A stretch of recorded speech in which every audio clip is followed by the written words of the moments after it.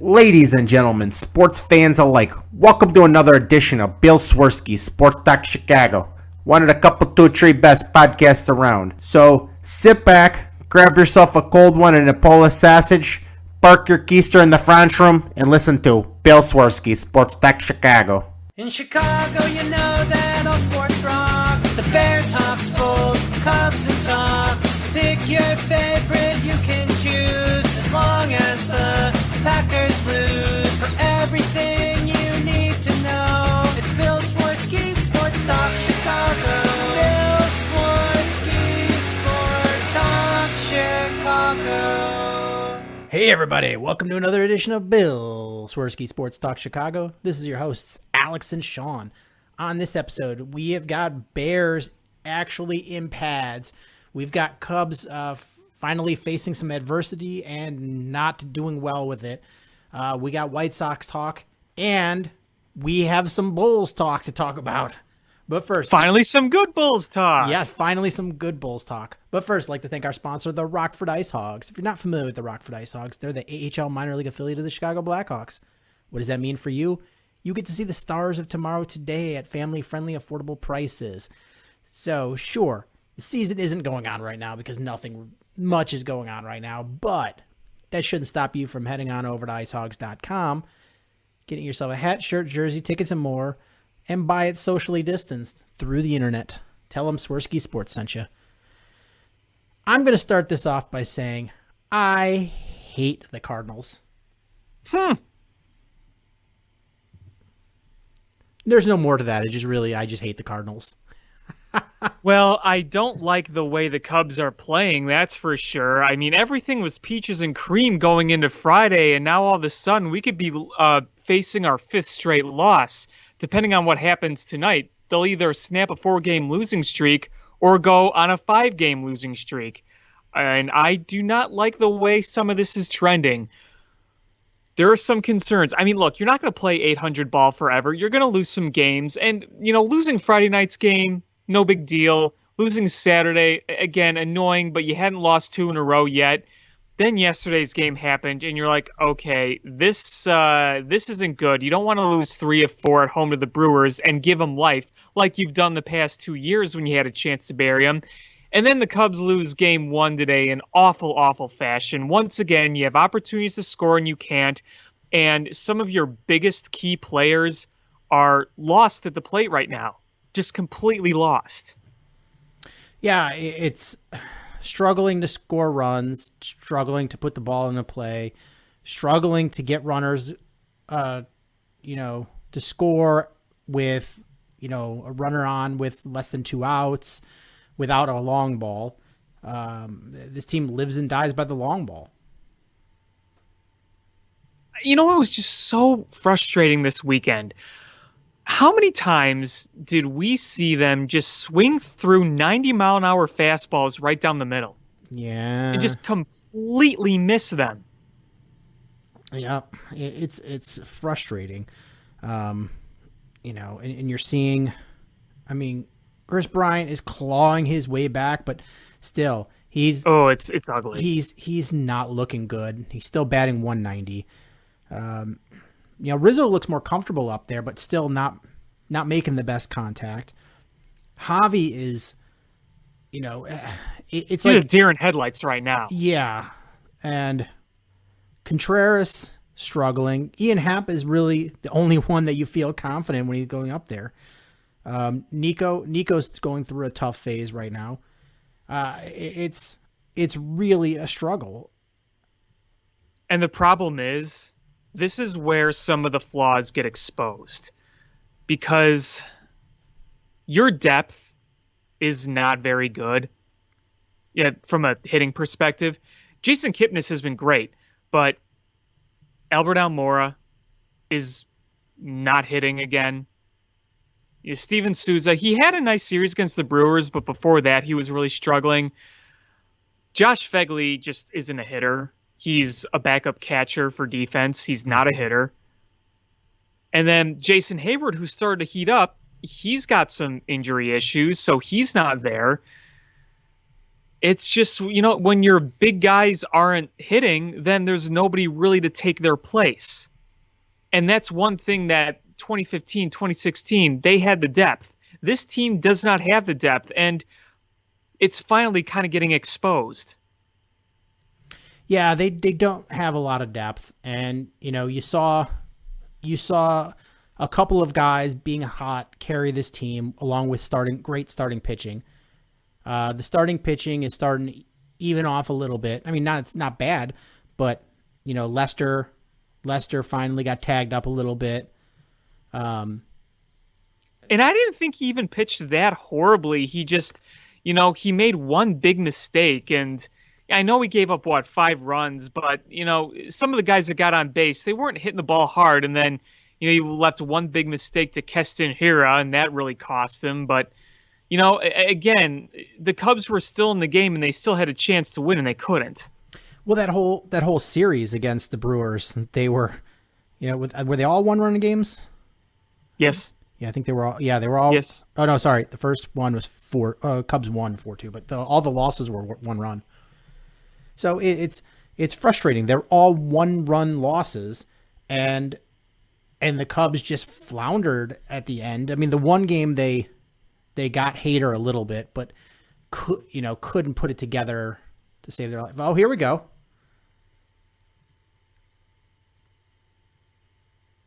What's going on? Oh my God. A wild pitch with the bases loaded, and Schwarber tried to score from second.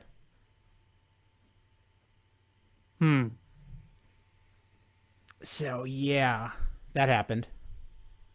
Yeah,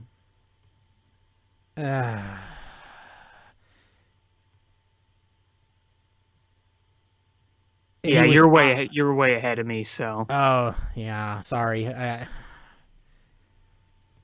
That's the end of the inning. Yeah, that's the end of the inning. Schwarber trying to score from second on a wild I thought pitch. the bases were loaded. The runner from third scored, and then there was 2 outs, and then Schwarber tried to score from all the way from second, and he got thrown out at home. Well, at least they got a run. They got a run. Yeah. They got a run. So there's that. So anyway, yeah, the Cubs are really just floundering right now, and it sucks because they were on such a streak, and then, they, it just sort of came crashing to a halt.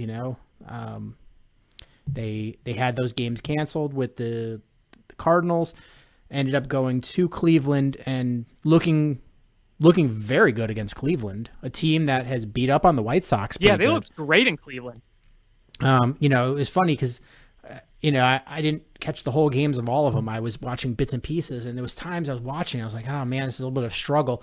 And I'd run an errand or something or go to, do some work and look up, and I'm like, wait a minute, they just scored a ton of runs. So it was, but it was nice to see because we talked about it a little bit, but it's like an indirect measuring stick because the White Sox have the struggled a little bit against the Indians. So it was kind of gauging indirectly how the Cubs will fare against the White Sox. And I know it's all matchups and doesn't really mean anything, but if you can beat the team that beats the team, it looks good for you. So the Cubs dominated the Indians, and then you felt good coming into this Brewers series because the Brewers have been scuttling. Mm-hmm. You win that first one, and then just the wagon wheels fall off. Yeah, it was frustrating, and what made that so frustrating was the fact that it looked so reminiscent of how the Cubs kept the Brewers alive the last 2 years. Yeah, I mean, it's true. I mean, 1-run losses, frustrating losses, and just like last year, win the first game, lose the rest. Yeah, and it's just ugh. And was crazy is, you got to Woodruff in that first loss, and you did, and then you just flamed out after that. Like you couldn't hit their middle relief. I mean, he only pitched 4 1/3. You feel if you get 3 runs off of him in 4 1/3, you should feel pretty good about winning that game. And and then you got the Yelich effect with the guy has no hits unless they're home runs. Like, it's unreal looking at that guy's numbers. Like, how many of his hits are home runs? Yeah, a lot of them. Like, I think it makes up going to that series. It made up quite a bit. Yeah, so it's frustrating. Is you get to Woodruff, who's a guy that is a pretty good pitcher, and then you can't score otherwise. And your bullpen actually pitched pretty well, but you got actually a nice outing from Kimbrel. Yeah, 2 nice outings from Kimbrel this weekend, and I hope that's encouraging, but I still don't feel comfortable them having a lead and putting him out there just yet. But you hope those 2 good outings could actually be a sign of good things to come, because you saw the velocity up a little bit. You saw the location was better, and he was actually getting swings and misses. Yeah, I mean, looking at it, it's tough to figure out what is going on. I mean, I've heard everything from, nagging injuries to it being in his head, to just age-related drop in velocity, to all the above, mechanical issues, to tipping his pitches. And I'm sure there's an element to all of those. And I honestly think tipping pitches, it's starting to think that was probably in play, because there's some pitches that just nobody was swinging at. And the curveball, no one was biting. So it's Major League Baseball. There's any curveball is going to, even if it's not a plus curveball, any sort of Major League level curveball is going to get some doofus to swing at it. And nobody swung at his. No, literally nobody. It's just like they knew it was coming, and they knew it wasn't going to be a first strike. So just let it go. And his command, he had some command issues. I agree with you. I'm not confident that we're going to see good Craig Kimbrel the rest of the way, but it's encouraging that we at least had some outings where he was capable, and otherwise he's just a wasted roster spot. Yeah, I mean, I hope if he could keep developing like in the right direction as we go along this season, maybe towards the end you could trust him more. I'm just saying I wouldn't trust him right now. I wouldn't, after 2 outings, say, all right, let's put him in a safe situation. I would really like to see him get a few more good outings, non-safe situation before I get there. I just wouldn't do it based off 2. Maybe he could get there, I hope, but I'm not going to go there just yet. Yeah, and it would be nice to see what he's like in like a middle relief role, where even if it's a close game, to see it in a non-high leverage situation what he can do, and go from there.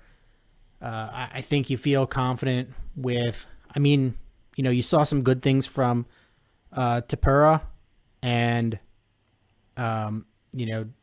obviously a ding on Jeffress, but you've seen some good things from Jeffress.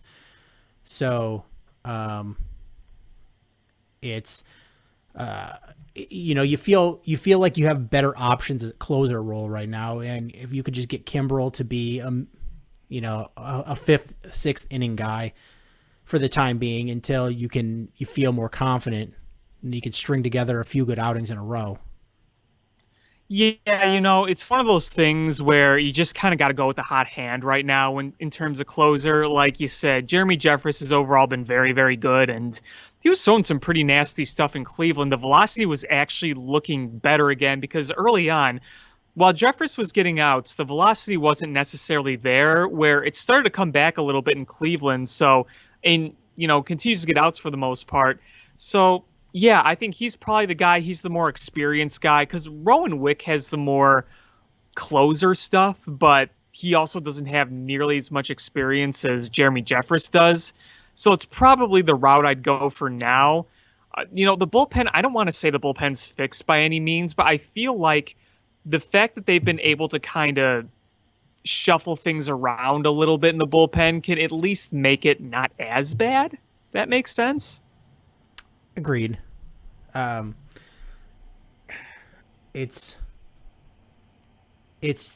need to stabilize some things, and the bullpen is a little more stabilized than it was very early on in the season.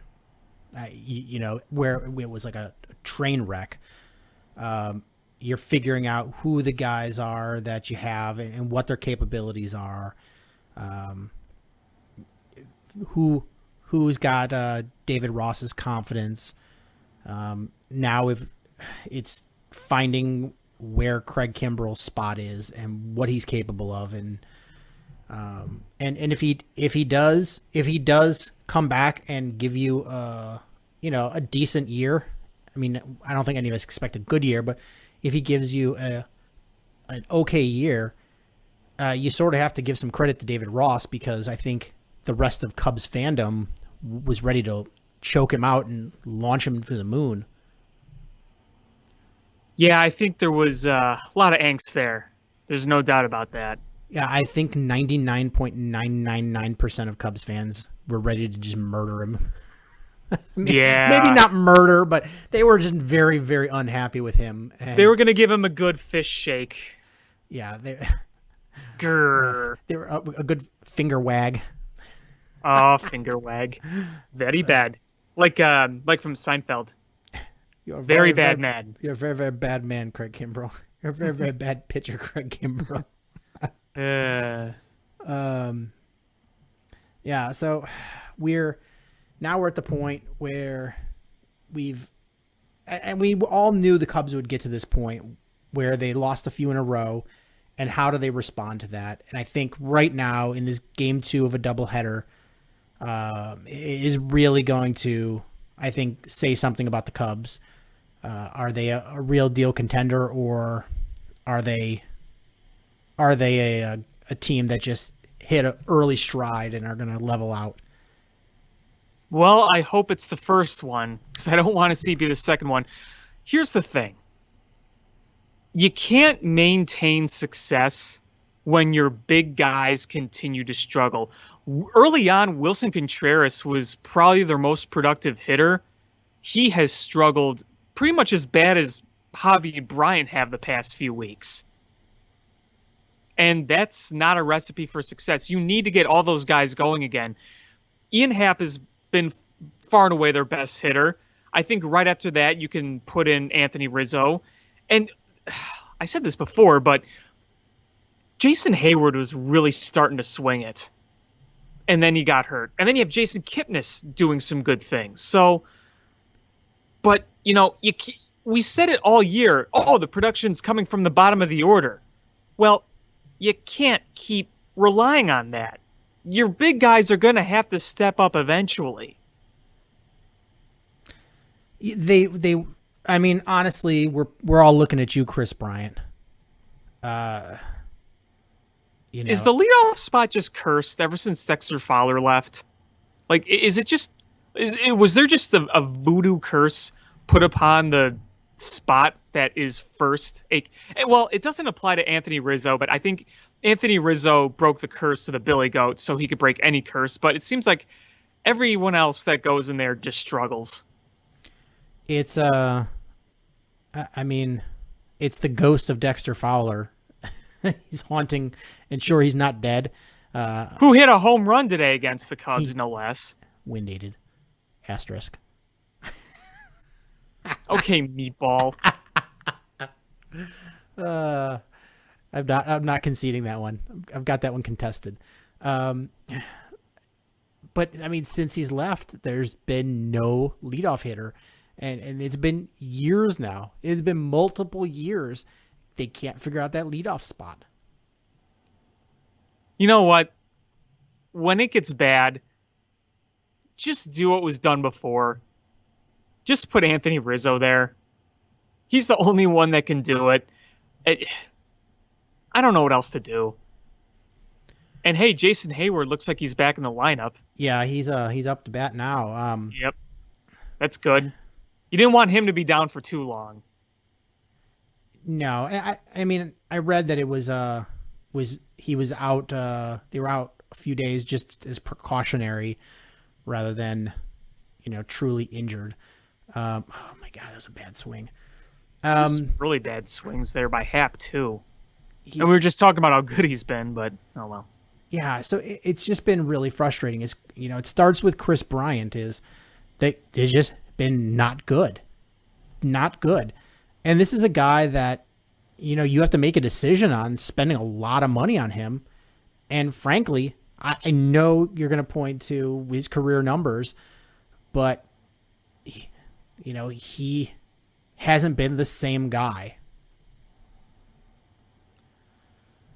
Yeah, it's a weird situation because the thing is looming over Bryant. Everybody knows it. He tries to brush it off, but it's looming. It's there. And this is a very weird year. He's got a newborn son. This is a very difficult time right now. With COVID, they've been off for a number of months and things are kind of out of whack. And, Bryant isn't the only superstar right now that's struggling. Cody Bellinger has struggled. We mentioned Christian Yelich. So, I don't know if this is just one of these weird things, but, one thing is kind of certain to me. I mean, I don't want to say he's been a very dang good ball player, but that perennial MVP that we were expecting, it just hasn't been quite to the level of 2016. And, maybe it's unfair, I should say, to expect exactly that. But we were kind of hoping that we'd get consistently around that. And I mean, he was pretty good in 2017. The home runs were down, but the overall numbers were still very good. Last year, the numbers were not, at that level, but still all-star caliber. So yeah, long story short, there's a lot of decisions to be made here. Yeah, it's he's got to come out of this slump big time if the Cubs are going to make some noise. You had a fairly slow start with Anthony Rizzo. At least he's walking though. He's walking. He's hitting home runs, but Javi Baez he's Javi Baez, and he is a streaky hitter. High highs, low lows. I just don't think we've ever seen him struggle like this since his rookie year. Yeah, there's just been some really bad swings, and I think it's in his head now too. And it's probable. I mean, that guy. Hopefully, it's one of those things. Is he gets something big, the confidence comes back, and he just turns it around. Because he's a big time player. He likes the spotlight, so you hope that a big game against the Cardinals can turn this around. Big game against the Cardinals. Come on. That strike one call that Jason Kitt missed. Did you see that?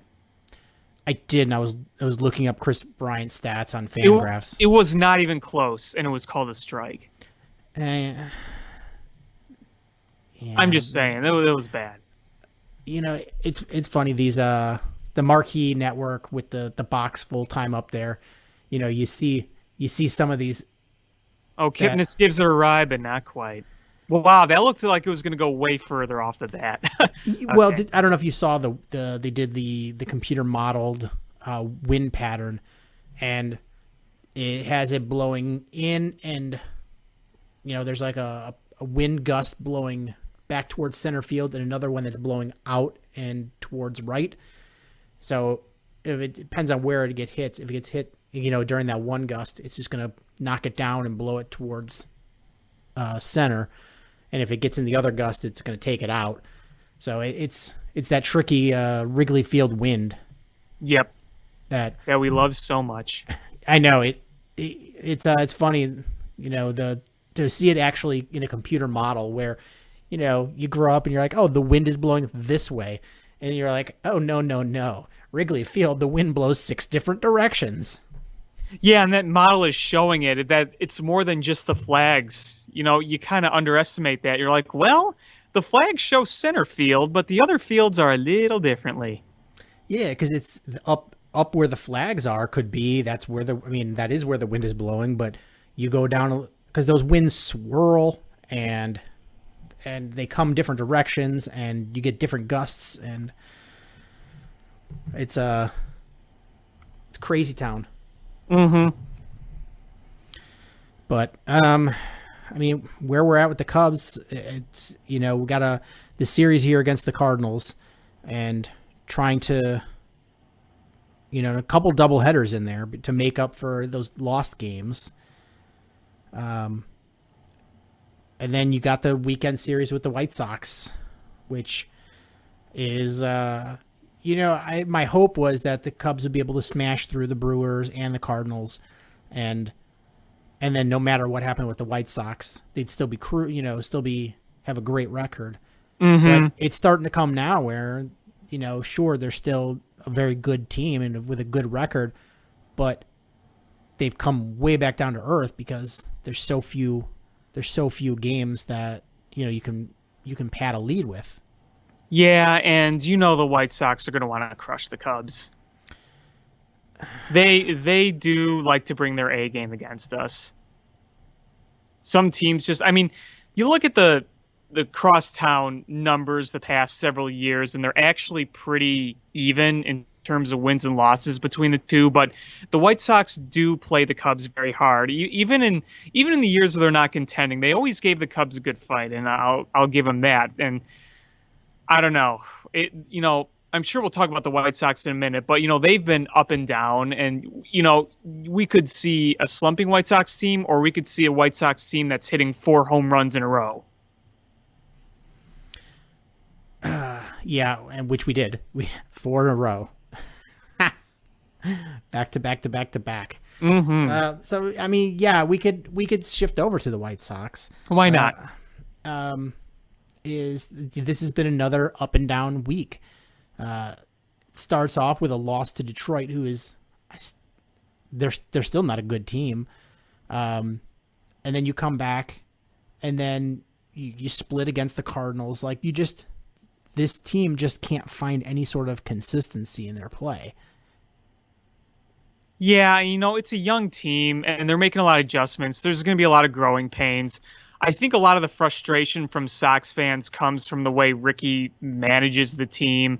And I think that, Dallas Keuchel calling them out was very interesting the other week, talking about how some guys are just going through the motions. And, when you're a veteran and you see young guys going through that kind of thing, it's kind of your job to speak up. And, I don't think there's any reason to worry about the White Sox in the long run. I get there is some frustration, but again, it's a young team. They're trying to get things together. If there is one thing to kind of worry about, I think the starting pitching is it's thin right now. It's thinner, and I think it goes to show that they need to shop for another starter to this offseason. Well, I guess Dane Dunning is going to make his debut. Well, that could be something. We'll see. It's tough. It's tough to rely on a guy making his debut to help boost you. The Cubs are doing so right now with Tyson Miller, who is looking okay. It's only the second inning. Well, he just walked Carpenter after he had him 0-2. That was my fault. Nice going. But yeah, the White Sox just really struggling to find consistency. Some of the pitching they've gone on record. I don't think they're going to go after any pitching unless it makes sense long term. And I guess that makes sense because do you want to get a rental player in a 60-game season? Not this year, no. I think it's something that they have to look at. And the Cubs are losing. Oh, my God. Yeah, it's something I think you have to look at. I'm not watching this anymore. And it's something you have to look at in the offseason. Rick Hahn even said that they're probably not going to do much shopping this year during the season. And I'm not surprised. Yeah, you don't. the Cubs made a lot of moves via trade and gave up a lot of good prospects to get guys. And, you can argue whether or not they make sense, and they got a World Series out of it. So it sort of negates a lot of the arguments against. But the White Sox, do you want to give up a lot of prospects there to try to bring in a rental player? That's the question you got to ask yourself. Or do you ride this out and see how this season plays out with what you have, and then try to spend a little money in free agency where you're not giving up any of these prospects? Mm-hmm. That's the question. And I think you're going to have to. Down the road, not this year, but down the road, you're going to have to give up some prospects for major league talent. Probably, but you got to see who's a better sense of who you think is going to be part of your team long term, and have a good idea of who you're letting go, because the last thing you want to do is make a move with a guy that you don't know exactly where you think he's going to be. I mean, that's the beauty of when you trade somebody, is you should have a good enough look at them over a long period of time to make your decision of, well, we feel confident that this is who he's going to be, and we feel comfortable giving that up. The White Sox fans will forever bring up the Tatis trade, and they gave him up and never got a good look at him, and he's looking real good. Yeah, but to be fair, James Shields wasn't good when they traded for him, and everybody knew it. It was the biggest desperation move that anyone ever saw. And what the White Sox do have going for them is something that the Cubs really don't, is they've got a lot of hitters that are able to put things together, and you're not relying on one guy to carry you. Is day in and day out, different guys are coming up big, between Tim Anderson and Eloy Jimenez and Jose Abreu and Luis Robert. You've got a lot of guys that are stepping up and showing big power, and bringing the big bats, and you're not relying on the bottom of your order or one guy. Yesterday, obviously, you got a home run from Jimenez, Abreu, Grandal, Moncada. And you're seeing it in their, on your team, is you've got 1, 2, 3, 4, at least 4 guys that are well above average in their OPS currently. And and then you've got a bunch of other guys that are, right there. So, you're not relying on one guy. You're getting a true team effort. The construction of this team, although you're not getting the full results, and I think that's a lot to do with starting pitching. The hitting wise, you've got a really complete team here. Well, they just got to keep growing. That's what I say. You're seeing a lot of promise now, and get some of the bumps out of the way. They're going to be there. It's funny because the Sox will go on this really nice streak, and then they'll go on a really rough streak. But I guess that's just the nature of a young team. And, the frustrating part is you were really relying on Lucas Giolito to have a year like he did last year for you. Yeah. And I think if you had obviously you're not expecting a year like the first half of last season, but even if you got the second half, where it came back down to earth a little bit, if you got that effort and then what you expected from Dallas Keuchel, you're going to be a much better team. And Lucas Giolito has had some big struggles this year. I mean, you look at his numbers, he's got a almost 5 ERA, and this is a big enough sample size so far where you go, what's going wrong with Lucas Giolito this year?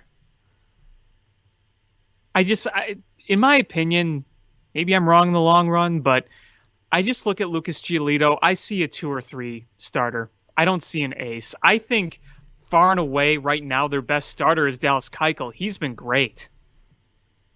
Yeah, he really has. And you just got to figure out somebody else. I mean, Gonzalez is another guy you were planning to lean on, because with a questionable back end of the rotation, and he's got almost a 6 ERA. It's been tough. Dallas Keuchel is looking good with a 3 ERA. Gave you another good outing yesterday against the Cardinals. It's just been brutal other than Keuchel. You got I think one real solid outing from Lucas Giolito, but other than that, it has just been a crapshoot of what this team is able to give you. And luckily they're scoring a metric poop ton of runs that they've been able to stay in a lot of these games. And I don't know where the help comes. Is maybe Dane Dunning comes up and does help you. Maybe Dylan Cease, comes around. I don't know. Yeah, I don't know. And I don't know where in a shortened season like this, with everybody screaming for more pitching help, how you find this help other than pulling it up from the minors or reaching down to the scrap heaps. Yeah, I don't think you're going to really think about getting anything big now. I think they're going to ride with what they have right now. I think Dylan Cease can obviously keep getting better. I mean, the box score, the last 2 outings have been okay. The walks are a little, those need some work, the command overall, but, if you're getting outs, you're getting outs. I think you need a bigger sample size to see how we can develop, obviously, but we'll see what happens with Carlos Rodon. That's a big X factor right now. Gio Gonzalez is kind of just a temporary fill-in veteran type right now. So, yeah, I think that's my biggest concern with them because I think their bullpen is pretty good. The back end of their bullpen, Alex Colomé has been very good. The former Cubs Steve Cishek has not been very good, but Joe Madden pretty much killed him, let's face it. But, overall the bullpen has done a pretty good job there, and you just want a more consistent offense. You don't like to see them when they go in big, massive slumps, and you hope that your starting rotation can at least do a decent job. Again, there's potential in the rotation, but there's injuries and there's uncertainties. And, we saw who the Indians are. I don't think they're a for real team. So the White Sox have a real opportunity to be able to catch them. The Twins, I guess I was wrong. They look pretty darn good, but to get that second place in the division, I think that's a realistic thing. And the White Sox just need to be able to string a couple of good starts in a row. Mm-hmm. ERA wise, Dylan Cease looks all right. It's just that whip is just way too high. Yeah. You got to be able to not give up hits and walks. Even if you're getting out of innings, you need to be able to, get out of innings with much less pitches and with, much more cleanly. Because even if you have a good ERA, you keep up a high whip like that, and it's going to come back and bite you in the ass. Yeah, you don't want that to keep trending. You can't get away with it all the time. You want to find some more consistency with your pitching. You don't want to be walking guys left and right. You can't walk 4 or 5 guys a game and get away with it every time. I think Like his one start against the Indians, he walked a ton of guys, but he didn't give up any runs. And that's just, you don't want to keep that trend up. You want to improve on the command. And I think he's got the stuff to do it. So, hopefully for him, that can develop in a better direction. Yeah. And again, he doesn't have that much MLB time under his belt. Yeah. And I'm not talking bad about, him as a pitcher, period. I'm talking about him being a pitcher on this rotation this year, and they need more from him. And man, what a bad at bat by Chris Bryant. Oof. Oof. But I want to move on to talk about the Bulls. Yes. We finally have something good to talk about. So the other day, out of the blue, I mean, I'm sure this was not out of the blue within the organization, but I think as far as the fandom goes, out of the blue, we get notice that Jim Boylen has been let go and terminated as head coach of the Chicago Bulls, and there was much rejoicing. Well, there was fear among the fan base that he was going to be sticking around, and I don't know if that was just journalists trying to stir the pot. I don't know if it was actually under consideration. I don't know if it was going to be a thing and then they saw the backlash and decided not. That's kind of the more fantasy way, and I'm not sure I believe it, but the change had to happen. It absolutely had to happen. The players were having mutinies. The players were annoyed. They didn't respect him. It was bad. It was ugly. And, I don't take pleasure in people losing their jobs, but if you look at both sides, for the Bulls, it had to happen, as I just said. For Jim Boylen, he's made plenty of money. He's been an assistant for so long in the NBA. He'll land another job somewhere. He'll be fine. I guarantee you he'll be fine. But this took too long, in my opinion. I'm not going to harp on it too much now because the move's been made. It's over with. But I don't understand what you needed to evaluate. What did you need to evaluate? There wasn't anything to evaluate. It might just be just the way Karnisovas operates. And you know what? If that's the way he operates and it ends up, working well with that same kind of mentality with everything, then great. It felt like it was too long. But I'm not going to worry about it now. And then you start hearing these stories about what a toxic guy he was behind the scenes. And it's just, it needed to happen. I just, we talked about the financials of it, that it made sense financially. It was not a big financial hit. I mean, to you and I, yes, but to a multi-billion-dollar franchise, no. You're trying to, there's so many reasons why it needed to be done. Is you have a new head of basketball, a new GM. You're trying to right this ship, and it's already a tough sled to turn around an NBA franchise in the way the league is with superstar driven.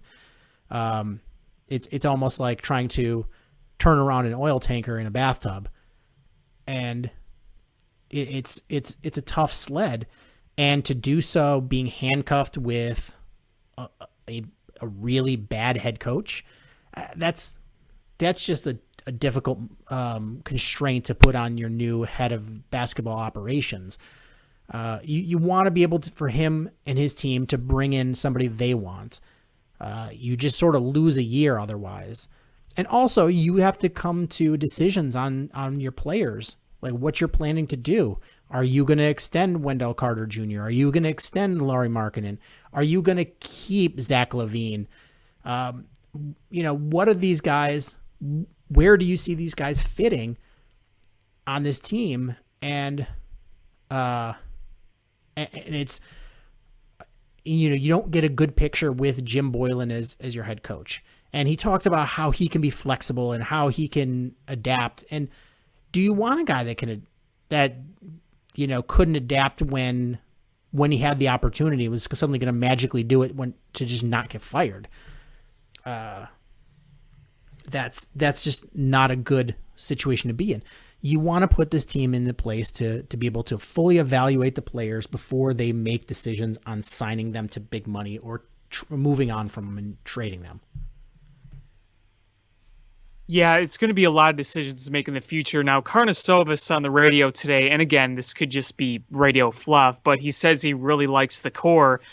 And I think one of the things he's going to consider the most when it comes to hiring the next guy is how they can manage this core. I think he's looking for the right system because Jim Boylen's system was not the right system for these guys, especially like Lauri Markkanen. Yeah, really not the right system. The system wasn't right. The personality wasn't right. Right. It wasn't a good fit at all. It was not a good fit. No. And fit is a big thing. You look at sometimes like there's, personalities don't mean, you can't tell if somebody's going to be a good manager or coach or a bad manager or coach based on their personality, because you've had, NBA wise or NFL wise, as you look at Bill Belichick, he's a gruff jerk that a lot of people don't like playing for, but he's a winner. You've had guys that are much nicer and more fun to be around that are much more personable, and they're winners too, like a Sean Payton. So it's, you look at, just because he was kind of a toxic personality behind the scenes doesn't necessarily mean that he was good or bad, but the results that you saw on the court and the strange decisions he made and the fact that he had people out of position and not utilizing the talents of some of your players, it's just, none of it made sense. And it was, so you got a bad personality match, some toxic personality traits, and a bad coach. And, all of that just adds up to, why in the world would you keep him?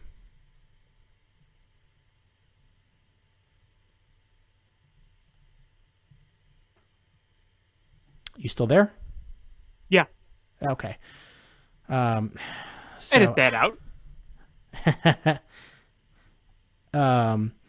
Yeah. So now it's who do you bring in as your new head coach? Well, I know there are some options out there. Some people were talking about what they could go after, and it's a matter of, what are we going to be looking at in terms of who's available? The world is their oyster right now with coaches. And I know it's funny. A lot of people were talking about how, since the Bulls didn't move on firing him so fast, that they're going to lose out on options. And I don't think the Bulls lost any options that they were seriously interested in. No, I don't think so either. I mean, you're not going to go and rehire a coach that you just fired a couple years ago. So No. There are several guys that are being talked about. None of them, I don't think, are in danger of not taking the Bulls job because they waited on Boylen. Even though I said I think they waited too long, but I don't think it's going to affect this.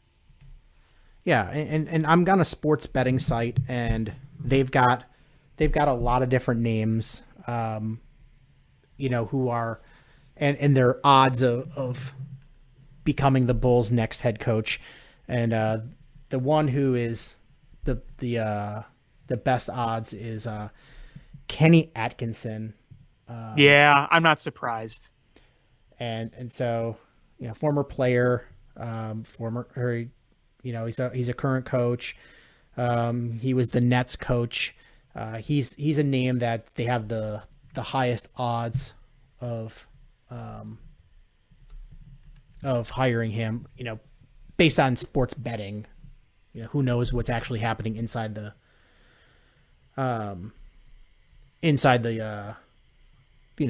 front office.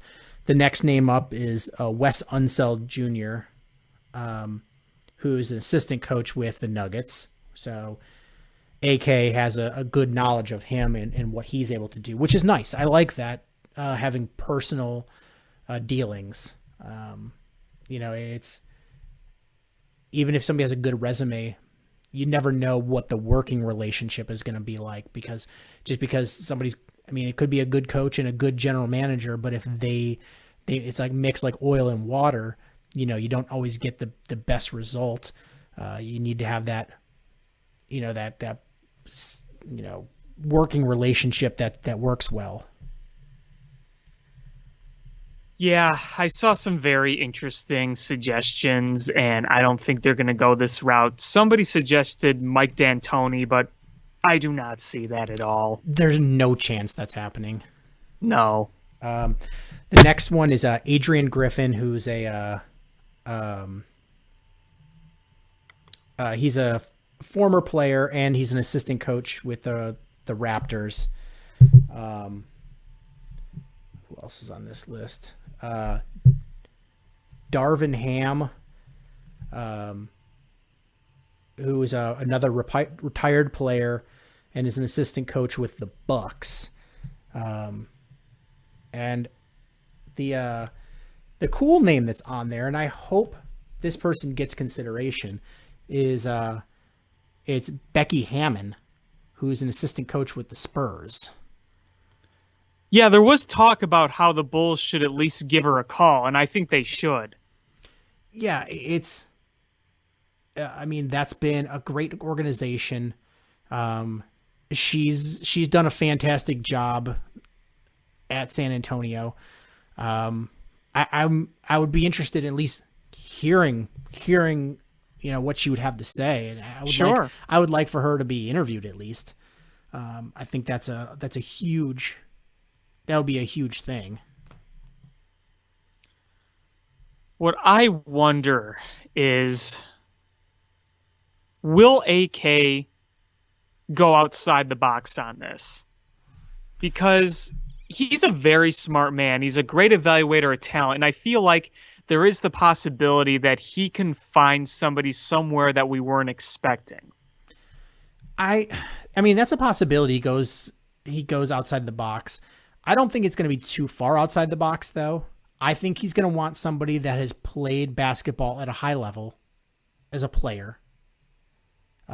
Sure. I think he's going to want somebody that is on the younger side. Maybe not super young, but on the younger side. And it's going to have to be somebody that fits well within the organization. So I think between... I think it's going to be somebody that has worked under AK at some point, or it's going to be somebody that Mark Eversley is worked with, and I think that's where you're going to see. I don't think they're going to pluck anybody where they have no working relationship with. Because I think they really want to bring in somebody that there's going to be a lot of synergy. They talked about how they want somebody that everybody's got their skill set, and nobody's perfect in everything. So finding people that have strengths where you have weaknesses to help you out, and so I think they're going to find somebody that's they've definitely worked with. It may not be the sexiest name. It may not be, who we all thought, but I think it's going to be somebody that they've worked with or have really good familiarity with. Yeah, and that's fair, and I think that makes the most sense. So that's where I see them going, but it's exciting, that we're going to have a new head coach with a new front office, and it's starting to make you feel like, all right, maybe they are serious about actually winning basketball games.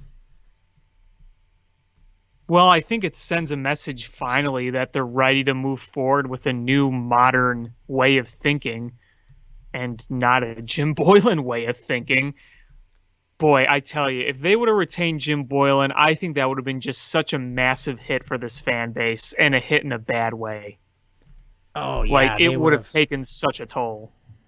That would have been awful.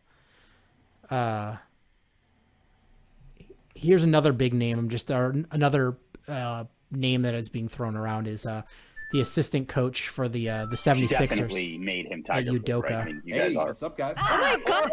Yeah, I've heard his name thrown around too, and there's obviously the Eversley connection right there. And that makes a lot of sense because, like I said, they're gonna bring in somebody that they have some sort of working relationship with because they want to hit the ground running, and they don't want this to be a feeling out thing. And the last thing you want is, most head coaches that worked under John Paxson, there was all kinds of personality conflicts. Oh yeah, to say the least. Like Tibbs and, there's a bad one there. Boylen worked out well for some reason. Because he was a puppet? I don't know. He could be,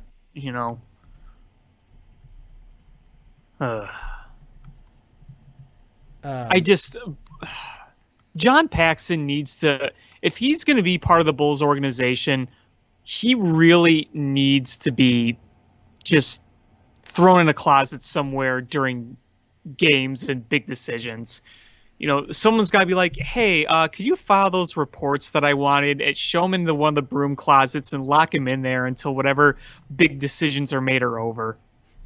It's like he's a special assistant to the team owners, parentheses. It's kind of like the difference between being the assistant regional manager and the assistant to the regional manager.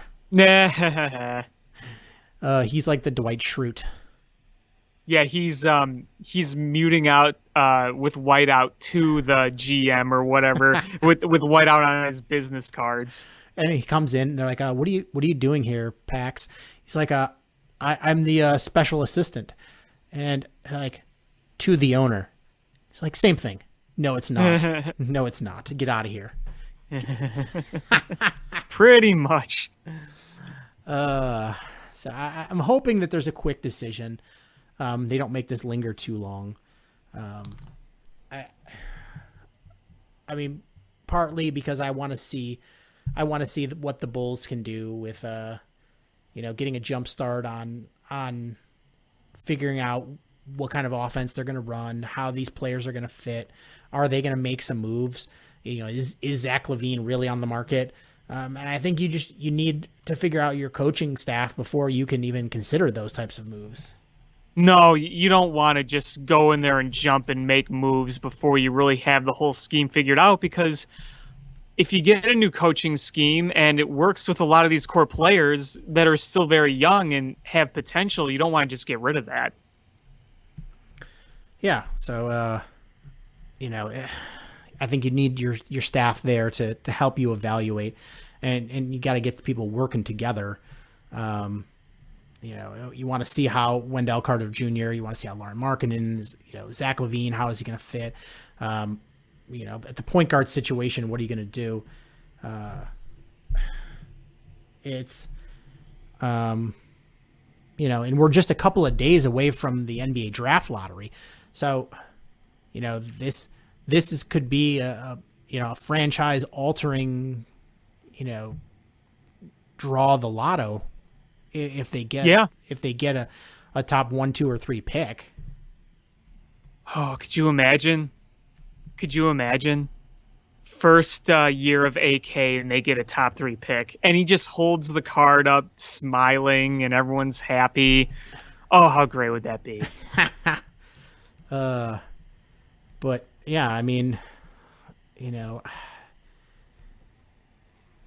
I just don't want them to see them get 7th again.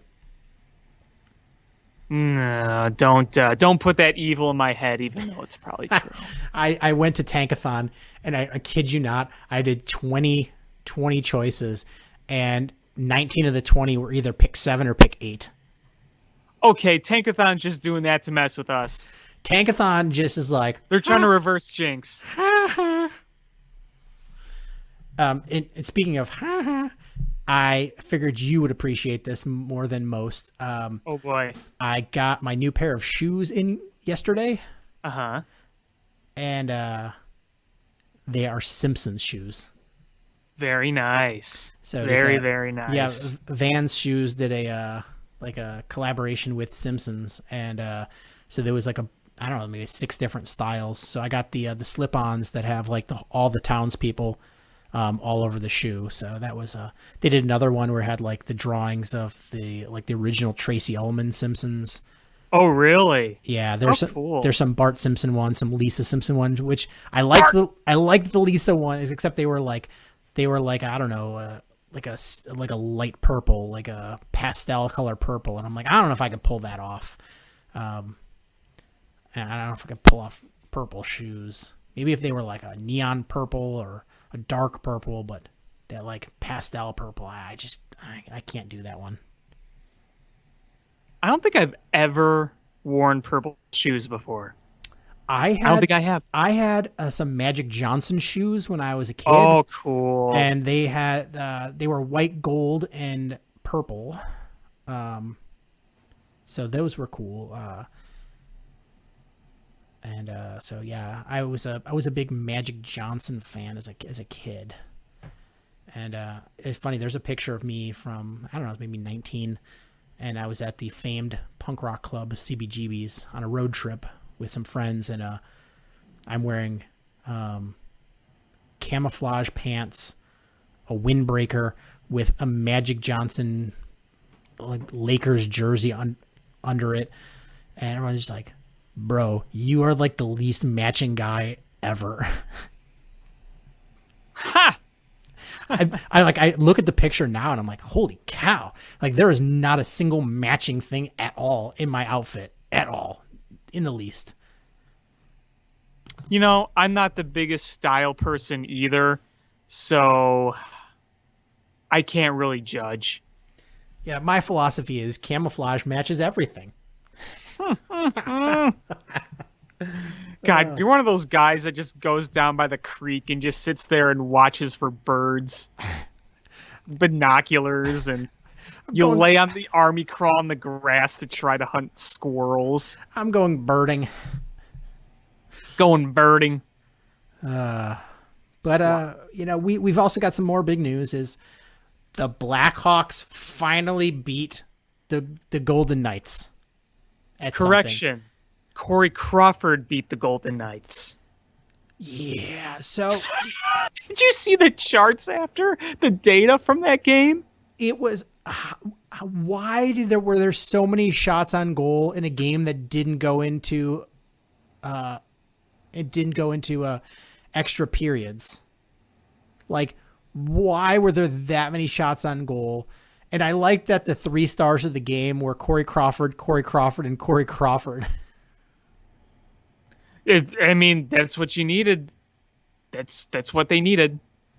He was phenomenal. I mean, honestly, we've talked about how against Edmonton and in the first several games of the series against Vegas, there's been ups and there's been downs, but this game might have been Corey Crawford's best performance. Well, it's hard to argue. He faced like 48 shots, made 49 saves. I think if you looked at the actual shot attempts by the Golden Knights, it was almost 100. It was unreal how many shots that the Vegas team was able to get off. It's just the defense was not very good that day, and Corey Crawford stepped up and just looked fantastic. You know what stinks about the whole thing? Look, it's so obvious. The Golden Knights are a light years better team than the Blackhawks. Like, it's not even close. And yet, the Blackhawks have been in every game. And it just that one puck that rattled off the crossbar in game 2 was a little lower, it could be a 2-2 series. I think at the end of the day, the Golden Knights win the series, but if you're 2-2, you feel like you still have a chance to steal this thing. Yeah, absolutely. Is that shot that just went off the bar, and there's been a lot of shots from the Blackhawks that have gone off the bar. And it's this, you're right. It could have absolutely been a 2-2 series. But even more likely is this could have been over by now had Corey Crawford been only 99% good instead of 100% good. Vegas dominated that first game. But the Blackhawks lost a close one in games 2 and 3. But although they've been outplayed by a much better team, the Blackhawks have found a way to stay competitive score-wise in this series. Yeah, you got to give them credit. Even if they're getting really outplayed, they stay in these games. They've made them interesting to watch. You could easily look at the way the teams play and think, oh man, they got to be losing like 5-1, 6-2 every night. But no, game 3, they lost by 1 goal. Again, they didn't play very well, but they still lost by 1 goal. What really haunts me about game 3, did you see Patrick Kane just miss that wide open net? There's been, we need Kane to step up and be Kane. Taves was absolutely dynamic and awesome in that first series against Edmonton. Has been okay in this series. But we need some of the Blackhawks players to just really step up. The series isn't over. It's pretty close to over, but you look at from a few years ago, that series against Detroit where they were down 3-0 and came back and won it. And it wasn't very pretty, but they won that. And sure, this is a much different situation. The Vegas team, the Golden Knights, are a much better team this year than Detroit was that year. And the Blackhawks team that year was obviously better than the Blackhawks team this year. But, that doesn't mean this Golden Knights team is the best team in the league. You've got the chance. This very easily could be, with a little more puck luck, a 3-1 series for the Blackhawks. So, sure, you're right. Absolutely, the Blackhawks have been outplayed by a lot. But, you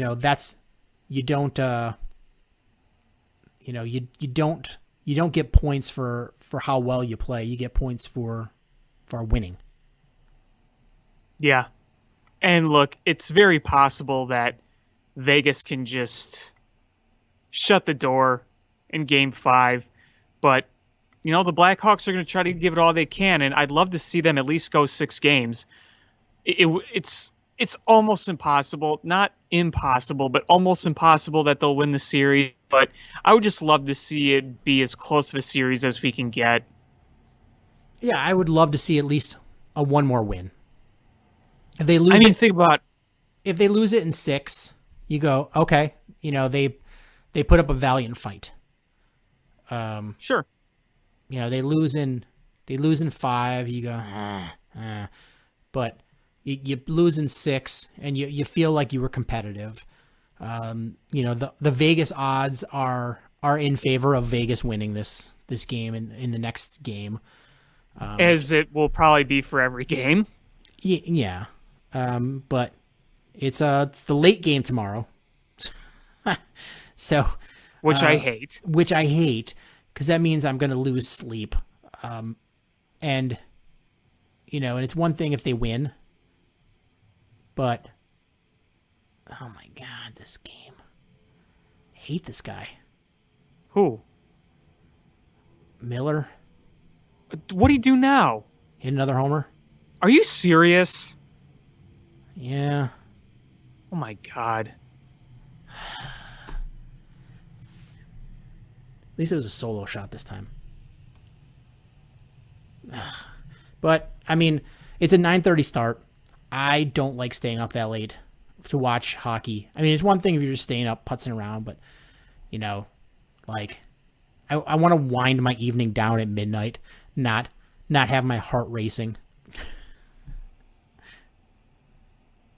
Yeah. So, but I mean, I like the Blackhawks team with these young players. I like the fight that they've had. I like the experience they're getting. There's a lot of things they need to clean up. The PK and the power play need to improve, but you know, I like the direction that they're pointed. And it would have been nice for them to be able to put this together earlier in the season, where maybe they, oh my God, back to back. I turned it off. I'm turning it off too. This is Screw this. This is hot garbage. But it would have been nice for them to have a better seeding and to face an opponent that they're more closely matched with, to see where they could go. Because, you know, maybe if they would have had an easier opponent in this round, they could have, you know, potentially gained confidence, gained a little more experience, and been a better opponent to Vegas. But I don't know. We'll go from there. Yeah, we'll see. Either way, I'm just happy that they were in the playoffs and we got to see some playoff wins. And if you would have said that back in March, I would have said you're nuts. But, you know, whatever. Hey, I'll take that. It's been fun to at least watch hockey again, because I've missed hockey and I miss the Blackhawks. And, you know, it's one of those things where I don't look back with any regrets about winning that first series. It's like, well, you could have gotten the pick. There's no guarantee you would have gotten that pick. There really isn't. And I'd rather they try to go for it than try to lose in this situation. If you have a shot at making a playoff run, you take the shot. Oh, absolutely. And you know, the hoping for the pick is more of a finding a silver lining. I mean, nobody wants their team to lose. It was more of a finding a silver lining. You were like, okay, you know what? Hey, if they win and beat Edmonton, awesome. Then they're actually in the Stanley Cup playoffs, and you get more hockey before the season's over. But if they lose, then they've got a real good chance of getting the number 1 overall pick, which is good too. So it was kind of just setting yourself up for a win no matter what happens. Yeah. Yeah, I mean, it's...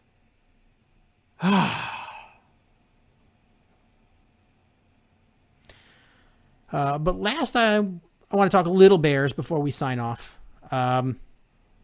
Is we finally have padded practices. We're less than a month away from the very first game of the season, which is crazy to think about. But we have our first padded practices, and we also have an announcement that the Bears will not have fans at their home games. Yeah, I'm kind of not surprised. And I'm kind of glad they're making that announcement now before the season starts. It's not like, hey, happy season. We're not going to be doing it now. Just kidding. Kind of glad they're taking care of that now. Yeah, get that out of the way. We've got a month to figure this out, you know, what they'll put in the stands. But, you know, the Bears had, you know, finally got padded practices. The quarterback competition is underway.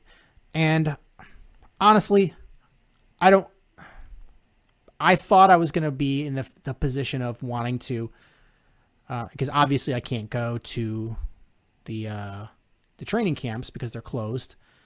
But I was, you know, I thought I would be monitoring the beat writers every day who had the better week or the better practice, who did this, who did that, to try to, you know, see, especially without any preseason games, who might win this competition between Mitch Trubisky and Nick Foles. And I'm kind of at the point now where, like, I don't care. just wake me up when the season starts and tell me who's going to be the starter. I'm more interested in some of the other training camp battles. Yeah, that will be the big focus. Will be on the quarterback battle, obviously. I think I heard something today where Mitch was like, well, he hoped he had a few throws back, yada, yada. The one clip we saw was him throwing to Jimmy Graham, but Matt Nagy was like, oh, nothing really stood out. It's like, well, you kind of want it to stand out. I feel like though Mitch Trubisky has the better chance of being the starter just because of, where he's at and who he is.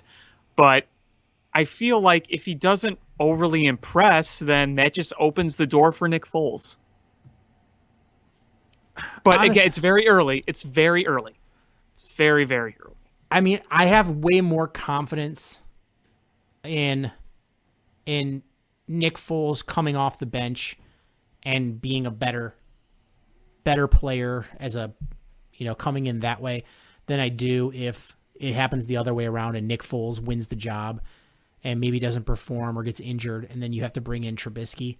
I feel like we've already seen Nick Foles. I mean, I don't feel it. I know it. We've already seen Nick Foles do this, come off of the bench as the backup and play phenomenally well. And even be Super Bowl MVP doing that. We don't know what Mitch Trubisky can do as that role. So that's kind of what leans me to, hey, we have less padded practices. We have no preseason games, and Mitch Trubisky has got to be the one you're leaning towards starting, and make Nick Foles beat him to get that spot, because Nick Foles can come off of that bench and has the personality that he's able to do it. There's a lot of guys that kind of crumble if they're not given that starter spot, especially at quarterback. So it's Nick Foles has the temperament and personality to be able to do it. He's got the skill set to do it. It gives him more time to learn this offense, which he should have a lot of familiarity with, but actually, just some of the, the actual plays versus the terminology and things. I feel like you're probably leaning towards Mitch Trubisky being your starter at this point. I think the chances are better that he's a starter, but I still think he's going to have to do more than just show the bare minimum. Pun intended. Ha ha. Ha ha. Ha ha ha. But we've got some other training camp battles. The starting cornerback opposite of Kyle Fuller. You've got your second round pick. You've got Artie Burns, who signed as a free agent, who was just a first round pick a couple years ago from the Steelers. You've got your safety battle opposite of Eddie Jackson between Gibson and Bush. So you've got some other training camp battles that are going to be exciting to watch. And then you've got Cordero Patterson, who instead of being moved with the tight ends or moved with the wide receivers, he's with the running backs. Yeah, I'm kind of interested to see how he does this because, look, Cordero Patterson has a very high football IQ. He's very, very fast, very, very athletic. I think they really got to utilize him in different scenarios. I mean, obviously you keep him in the special teams, but I'm very interested to see how he does with the running backs because, he's not a big ground pound guy. He's a guy with speed, so he's obviously not like a Jordan Howard type, but I'm very intrigued. Very intrigued. I think he needs to be involved in the offense more in general. Absolutely. That's a definite. Cordero Patterson, I thought he was so underutilized last year. And it boggled my mind that they couldn't find a role for him, especially in a team that really struggled. He's a big man. So like he's 6'2", 220. So he's a big man and he's fast. I mean, he is absolutely a barn burner. So I'm like, why wouldn't they have at least tried him out with the tight ends? I know at wide receiver historically he's had some trouble tracking some of the deep balls and had some dropsies, but we saw him have good success as running back with the New England Patriots when he was there. So, that's a definite possibility with him having breakaway speed. He's a big enough guy where if you try to arm tackle him or trip him up a little bit, we see it on kick returns that he can totally break those. And if you give him a hole, there are not a whole lot of guys that are going to catch him. He's got home run speed. That's one thing that they lack with David Montgomery, who I like a lot. He's a guy that breaks. He'll deliver big hits. He'll break tackles. Bounces off guys. Bounce off guys, but he is not going to take it to the house. Right. Cordero Patterson will take it to the house. And we've seen him do it plenty of times on special teams. And here's the cool part is, if you get a smaller defensive back that, if it's one-on-one, they better want to bring a hit because Cordero Patterson is gonna do something. He's a big man. So I like that they're going to utilize him more, and I hope that he gets a lot more touches because I think he's a very good football player, and this team needs more playmakers. They do. They really, really do. And this offense wasn't nearly good enough to have a guy that talented just sitting on the bench waiting for kick returns. No, look, I mean, you need, like you said, you need more playmakers. We need more playmaking from Tariq Cohen. We need Cordell Patterson utilized by the coach more. We need to get Anthony Miller going consistently more. I know our quarterback situation is not great, but those three right there can make you go from a terrible offense to one that's not as terrible, that actually might be semi-respectable. Either way, it would help. Yeah, so David Montgomery had a tough sled last year because that offensive line didn't play very well. No, they did not block for him. You have, you brought in Bill Lazor, who I know a lot of people just beat up as being a terrible offensive coordinator. But here's the thing: he's offensive coordinator in title, but honestly, what he is the offensive or the running game coordinator. Is Matt Nagy is the head coach / offensive coordinator. He's calling the plays. Is Bill Lazor is helping set up the offensive game plan for the week, and he's going to be trying to make the running game better. And he's a guy that has had success with his teams have had success running the football. So, you hope with a new offensive line coach and a new offensive coordinator in name, that's going to put a different emphasis on how they do the running game.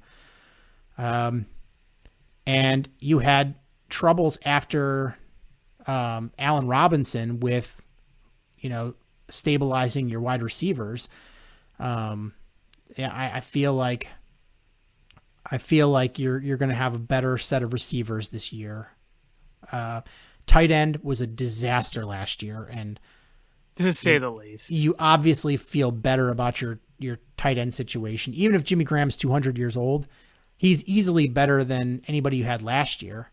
Yeah, and Cole Kmet too. You add him to the mix. You get a veteran tight end that could at least maybe be a good mentor for your young tight end. And if Jimmy Graham just kind of does the bare minimum, I think that's okay.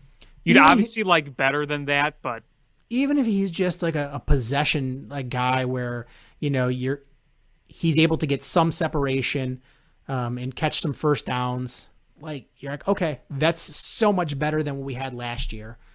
And you've had the luxury of going back and watching how you misused Tariq Cohen last year. And he's a guy that has special ability to be able to make big things happen. And you didn't give him opportunities. So,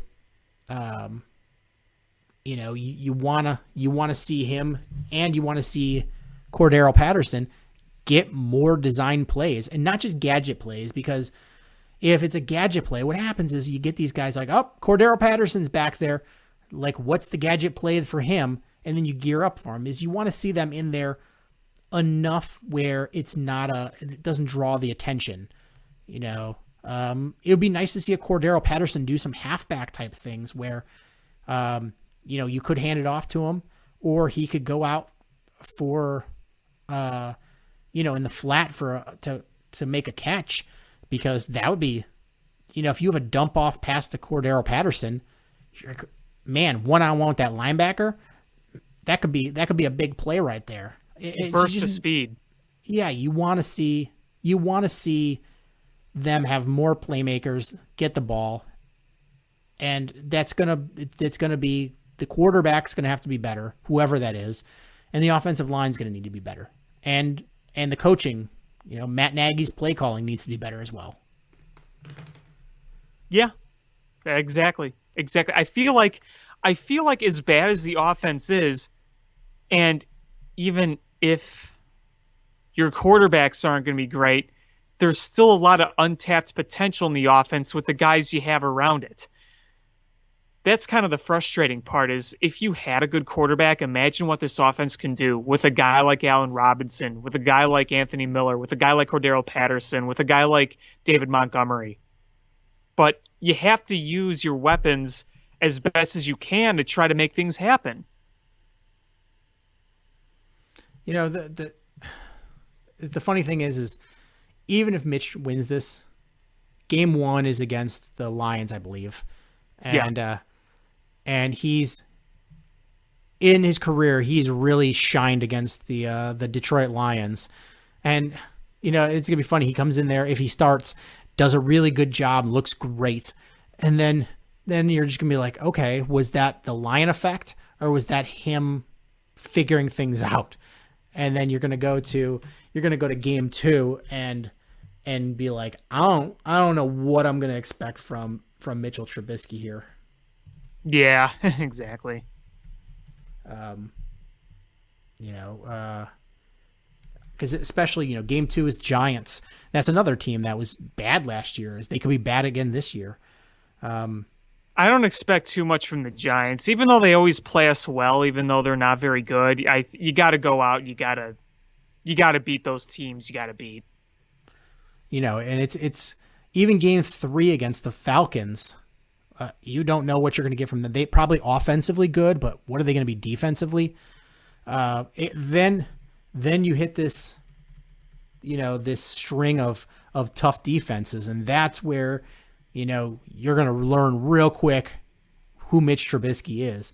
You're going to hit the Colts and the Bucks and the Panthers and the Rams and the Saints, and the Titans and the Vikings, the Packers, before you get to the Lions again.